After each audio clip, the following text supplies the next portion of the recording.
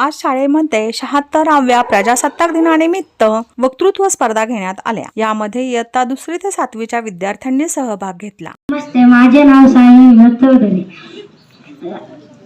अध्यक्ष महोदय, पूज्य गुरुजन वर्ग येथे जमलेल्या सर्व बालमित्रांना सर्वांना माझा नमस्कार।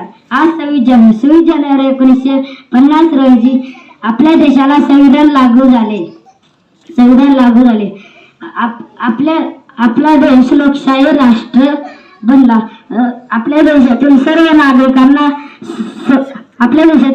नागरिकांना समान अधिकार मिळाले आणि स्वातंत्र्य मिळाले। आपला देश लोकशाही सर्वात मोठा लोकशाही राष्ट्र आहे।